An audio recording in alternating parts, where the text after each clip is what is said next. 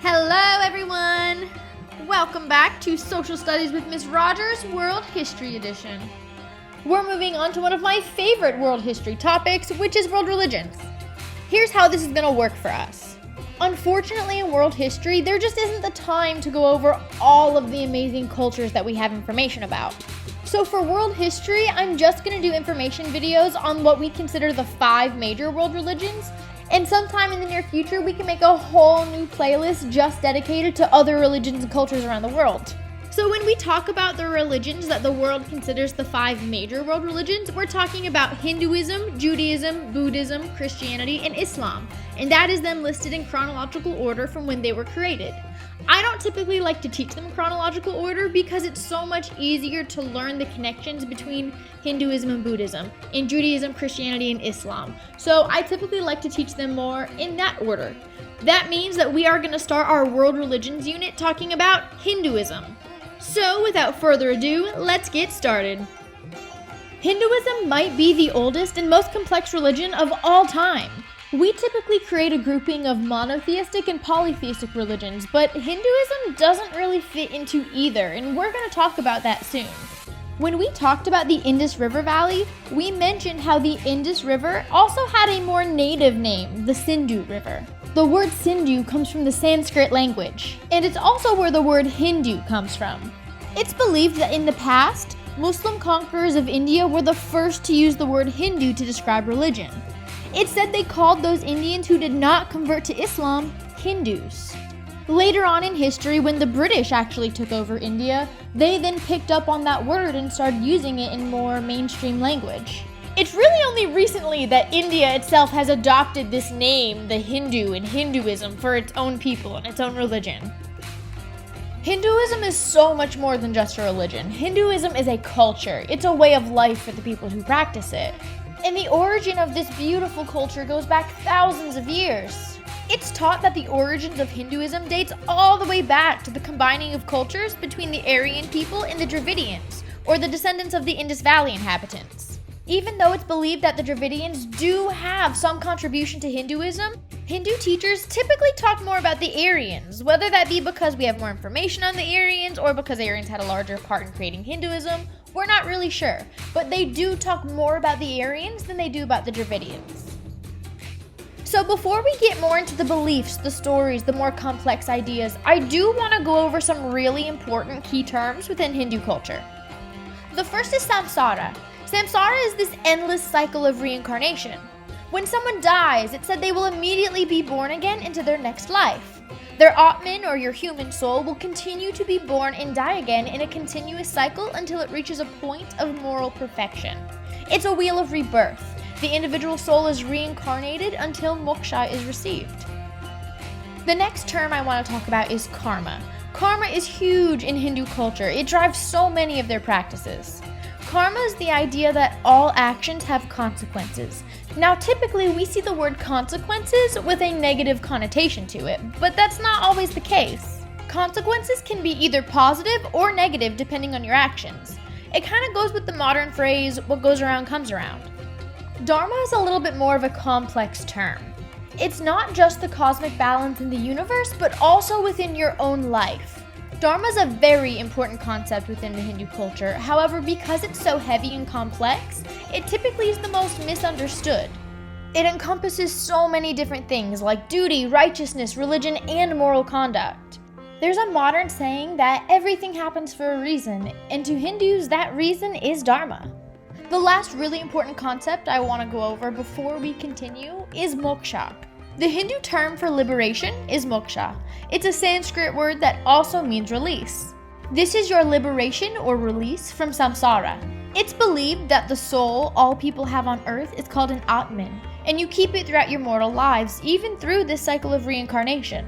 However, once you reach moksha or moral perfection, you will gain your ultimate soul or Brahman, and you will break this cycle of samsara. The most important, but also the most complex concept within Hinduism is Brahman. According to Hindu religion, Brahman is the one true God. He is everything. However, they say he is so complex that our human brains just can't fathom his greatness. To fix this problem, they have broken Brahman up into smaller pieces, or smaller deities. And this is exactly where this debate of monotheistic versus polytheistic comes into play for Hinduism.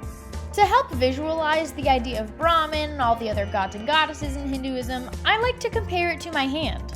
So I have my hand, and on this hand there are lots of smaller pieces like my thumb, my pointer finger, middle finger, ring finger, pinky finger, fingernail, knuckles, wrist, so many different parts with so many different functions. However, this is just smaller parts of one hand. That is what Brahman is to Hindu people. He is the bigger picture. He is the hand. And all of the other gods and goddesses in Hindu culture are just smaller, more specific parts of Brahman. There are a multitude of gods and goddesses that Hindus use to represent Brahman in the world, but three definitely rise above the rest. The three are the Trimurti, or the three incarnations. First we have Brahma, the creator. Brahma is responsible for all living things. Brahma is typically depicted as a gold being sitting on a lotus flower. He has 4 heads pointing in all directions, north, south, east, and west, and he has 4 arms, all holding different objects. In one hand, Brahma holds the Vedas, which is a sacred text that we are going to discuss in a moment. In another hand, he holds a smaller lotus flower, and this symbolizes water, which is the foundation of all creation. Fun fact, you yourself are about 60 to 70% of water. In another hand, he holds a ladle that symbolizes feeding the sacrificial flames. And finally, he holds rosary beads to symbolize time, which he also created and masters. Brahma is deeply respected in Hinduism, but is not widely worshipped in Hinduism. Some of the explanations behind this state that, as a creator, Brahma's role in the world is pretty much done. The opposite of Brahma, the creator, would be Shiva, the destroyer. Shiva is a complex character. He's associated with time and specifically as the destroyer of all things. But Shiva is also kind of associated with creation. In Hinduism, the universe is thought to regenerate about every 2 billion years, and Shiva destroys the universe at the end of each cycle, which allows for new creation. Shiva is also seen as the great ascetic, abstaining away from all forms of indulgences and concentrating more on meditation to find perfect happiness. Shiva is depicted with a third eye in the middle of his forehead. He also always has a snake wrapped around his body, and he's either wearing or sitting on an animal skin. It's usually a tiger or a leopard. Shiva typically is armed with a trident and an axe, and usually always has a big fire behind him. He looks very fearsome, but people aren't afraid of him.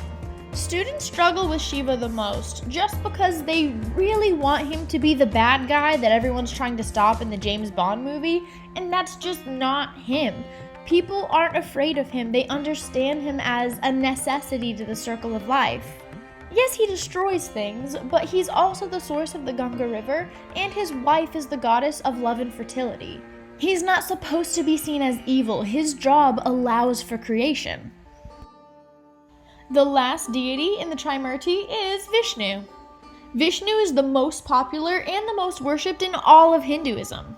He's known as the preserver. He's seen as the savior and protector of all of mankind. Vishnu is depicted as a blue figure, and he also has 4 arms. 2 of the items that Vishnu is holding are weapons, a discus and a mace. In his other hands, he's holding a lotus flower just like Brahma and a conch shell. These conch shells historically were used both in rituals and as battle trumpets by warlords. It's said that the sound made when blowing into one of these conch shells is the Om sound. It's said that Vishnu loves his humans so much that he'll continuously live among them to help them in forms of avatars. Avatar is a Sanskrit word for descent. According to Hindu tradition, Vishnu loves humans so much and cares so much for their well-being that he comes onto Earth continuously in order to help them. Vishnu will take the form of various beings in order to send his powerful messages about morality. And he does this not only as proof of his existence, but also to relate to people on a level they can better understand. All of these instances are written down in the sacred texts of Hinduism. 2 of the most sacred texts of all Hindu culture is the Vedas and the Bhagavad Gita. The Vedas is written entirely in Sanskrit, and Vedas itself literally means knowledge in Sanskrit. The basic Vedic texts are the Samhita collections for the 4 Vedas, the 4 parts. First and most importantly is the Rig Veda. It's a collection of over 1,000 hymns to the gods. Next, the Yajurveda is the knowledge of rites. It's a collection of materials to be recited during sacrifice to the gods. The Samaveda is the knowledge of chants, and it's a collection of materials that priests would recite. And finally, we have the Atharva Veda, or knowledge given by the sage Atharva.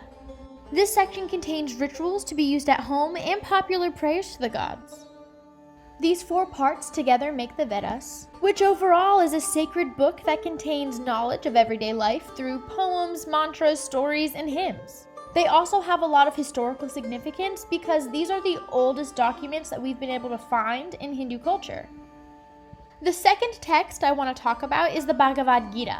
Bhagavad Gita translates to Song of God, and the Bhagavad Gita, or more commonly known as the Gita, is more of an epic. Gita is actually sometimes compared to Homeric poems in Greek mythology, like the Iliad. Gita is about a great battle. It relates the stories of the struggles of both notable heroes and gods, and it also contains much of the basic philosophy of Hindu culture. In simpler terms, it's a giant story that gives many different life lessons, and it teaches readers the difference between right and wrong. Another example of an epic poem within the Hindu culture would be the story of Ramayana. The story of Ramayana is pretty lengthy, so we're probably not going to get to all of the details for world history. That's something I'll probably save for my world religions class. But I do still want to give you a taste of Hindu stories. Ramayana, or also known as Rama, is born during a time where the demon Ravana is terrorizing the world. Rama is the crowned prince of a kingdom named Ayodhya. And as a young man, he's able to accomplish something that no one else has been able to. He lifts and strings the bow of Shiva, the destroyer. And by doing this, he earns the right to marry a beautiful woman named Sita. Right now, it seems like Rama has everything he could ever dream of. He has a beautiful wife. He's gonna one day become king of this glorious kingdom. However, just as he's about to gain access to this throne, his dad remembered that he made some promise years ago, and he actually is forced to exile his son for 14 years. Don't you just hate when that happens? Luckily, Rama is loved by all, and his loving wife Sita and his brother Lakshmana agree that they're going to follow him. Those are the type of friends you need to hold out for, my children. These princely brothers are also skilled warriors, and they're able to protect their little group from all of the demons they might meet in the forest. During their adventures in the forest, the demon Ravana hears of Sita's beauty, and he wants her for himself. He decides that the best way to win a woman's heart is to kidnap her. Don't try this at home. Ravana then tries to force Sita to love him, but her love for Rama is too strong, and she continues to reject Ravana for 10 months. Ooh, that's gotta hurt. Rama is so desperate to get Sita back that he and his brother form an alliance with the Monkey King Sugriva. Sugriva proves to be an awesome ally because he has an entire army of monkeys at his disposal. It was Rama, Lakshmana, Sugriva, and the army of monkeys all against the demon Ravana. After numerous battles, Rama finally defeats Ravana and wins back his wife Sita. However, Rama is a little nervous that Sita might have cheated on him and possibly had feelings for Ravana. Sita reassures her husband with a trial by fire to prove her love for him, and Rama accepts this is true. Rama and Sita are finally reunited, and they then return to their kingdom and live happily ever after. And that is a small overview of the story of Ramayana. Before we close up Hinduism, I do want to talk about various parts of Hindu culture. For starters, I know we were introduced to the caste system when we talked about the Indus River Valley, but I do want to talk about it a little bit more.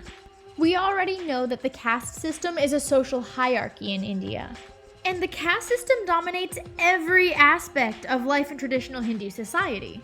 You join a caste just by being born, and boom, you're in whatever caste your parents had the fortune or misfortune of being born into themselves. Your caste dictates your diet, the type of job you're allowed to hold, the area you're allowed to live, the type of person you're allowed to marry, and the kind of friends you're allowed to have. Castes are not allowed to intermarry or even really associate with each other. Once you're born into a caste, you're stuck for life. There's no moving up or down during a given lifetime. According to Hindu tradition, the type of person you are during this life will determine the type of caste you can be born into during your next life. This is a major example of how karma and reincarnation comes into play in everyone's individual lives. Society's favoritism towards higher castes and judgments towards lower castes is usually justified by this idea of karma.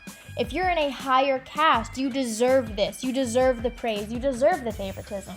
If you're in a lower class, you've done this to yourself. In a previous life, you were not the best person. A long time ago, this was considered a fair system. However, according to multiple reformers, like Mahatma Gandhi, for example, this wasn't okay. They wanted this type of discrimination outlawed, and it was outlawed in the mid-1900s. And it's slowly getting better, but the law didn't really change anything at first. The discrimination still exists to this day, and it's going to have a lot of ramifications on India. Not even just recently, but throughout history, there's large numbers of lower caste members who convert from Hinduism to other religions, which Buddhism is going to have a huge role in that. And even in modern times, there are still plenty of Hindus who want to keep practicing Hinduism, but leave India to get away from the discrimination of the caste system. It is getting better, and different parts of India will experience it in different intensities, but it is still around. But enough of the negativity. I want to look at more fun things. I want to talk about holidays and festivals. Holi, for example, is the most popular festival in Hinduism. Holi is celebrated each year around February and March to welcome spring. Holi is dedicated to the god Krishna, and it also celebrates the destruction of demons. During the days of Holi, many of the caste and taboo restrictions are set aside, and everyone just wants to celebrate with each other instead. Another important holiday is Diwali. In November, Hindus welcome the New Year, which is also a festival of lights. Those who celebrate Diwali may choose to take pilgrimage to holy sites connected to the goddess Kali. It's also said that the goddess Lakshmi will visit every house that's lit with a lamp and will bring the family prosperity and good fortune.